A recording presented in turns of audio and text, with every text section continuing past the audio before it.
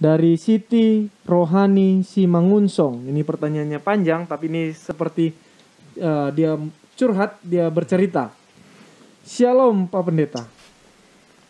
Saya pernah baca firman Tuhan tentang mengasihi sesama manusia. Tetapi menurut saya itu sangat amat sulit untuk diaplikasikan dalam hidup ini. Tapi semakin saya merenungin penderitaan Tuhan di kayu salib, semakin saya menyadari bahwa seharusnya saya tidak boleh egois dan saya harus menjadikan salib Yesus sebagai teladan yang patut saya ikuti. Sehingga saya mencoba untuk mengasihi dengan cara mengampuni sesama, dengan cara menganggap orang yang sudah berbuat salah kepada saya itu kembali ke titik nol. Saat saya tidak mengenalnya, saya kembali ke titik nol saat saya tidak mengenalnya. Apakah perbuatan saya itu salah ataukah benar, Pak Pendeta? Silakan, Pendeta. Terima kasih untuk pertanyaan ini. Menganggap untuk kembali ke titik nol, seakan-akan baru pernah ketemu lagi dengan orang yang telah menyakiti hati, dan pada waktu saya mengampuni, saya anggap saja saya belum pernah bertemu dengan dia, dan dia adalah orang yang baru, saya adalah orang yang baru, mulai dari titik nol, dia baru kenal saya baru kenal dia. Itu adalah mekanisme dalam pikiran seseorang, dalam hal ini Ibu Siti Rohani, mekanisme dalam pikiran sebagai hasil kasih yang Tuhan berikan, sebagai hasil dari perenungan akan kasih Kristus, dan kasih Kristus itu menguasai kita, sehingga pada waktu kita melihat orang tersebut yang telah menyakiti kita dengan sangat, ya, hampir semua orang pernah disakiti hatinya, dan mungkin hampir semua orang pun pernah menyakiti hati orang lain. Bukan hanya disakiti, tapi pernah menyakiti. Jadi pada saat kita melihat orang yang menyakiti kita, maka walaupun kita melihat dia, kita tahu bahwa dia pernah melakukan sesuatu kepada kita, karena kita punya memori, kita punya pikiran, kita bisa mengingat. Tetapi sekalipun kita bisa mengingat, hal itu tidak lagi menyakiti hati kita, tidak lagi menyakitkan hati kita, tidak lagi membuat kita luka, sekalipun kita masih ingat pada waktu kita melihat hal itu.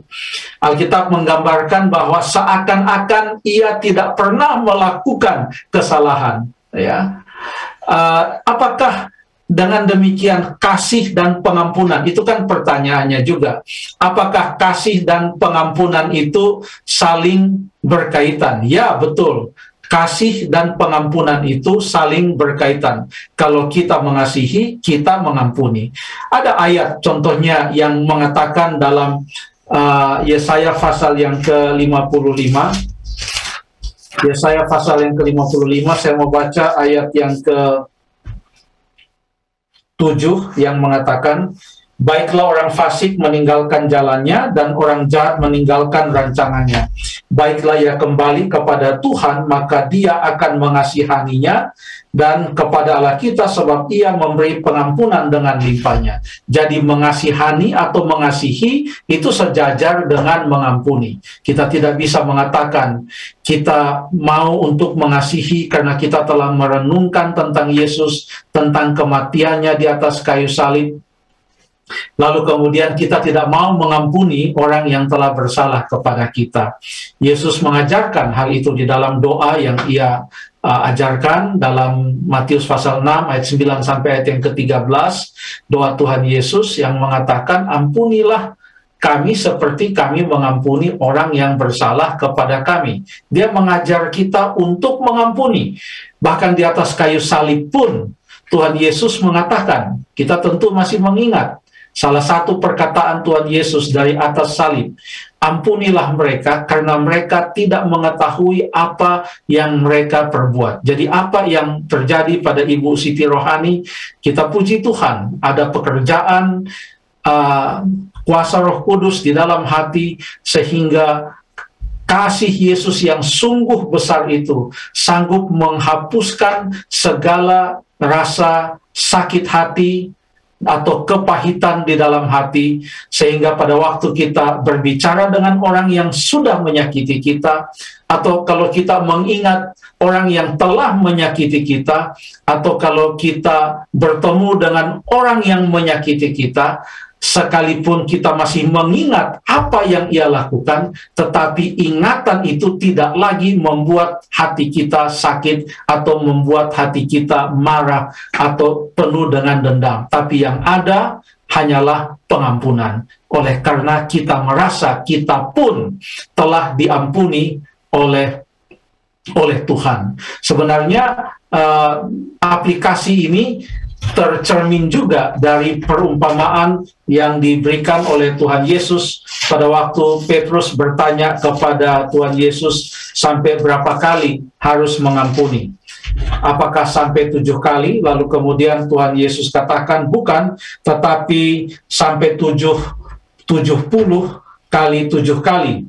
Lalu Tuhan Yesus memberikan suatu perumpamaan tentang seseorang yang hutangnya sangat banyak, yang mustahil bisa dibayar, tapi diampuni dan dinyatakan sudah lunas.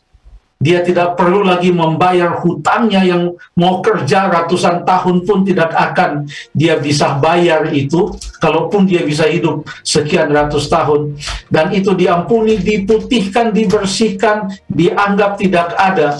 Lalu begitu dia keluar, dia bertemu dengan seorang hamba yang lain yang berhutang kepadanya hanya sedikit saja, tidak ada bandingnya dengan dengan hutangnya yang telah diampuni atau telah dimaklumkan oleh sang raja.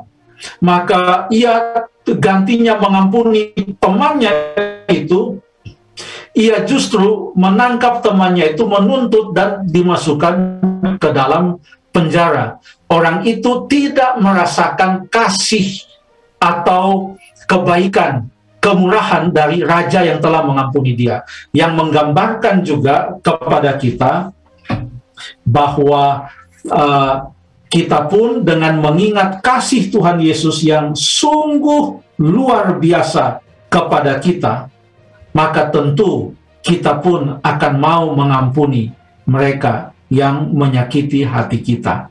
Memang tidak gampang, tetapi buktinya Ibu Siti Rohani atas pertolongan Tuhan, atas kuasa Tuhan, boleh melakukan hal itu. Puji Tuhan, terima kasih.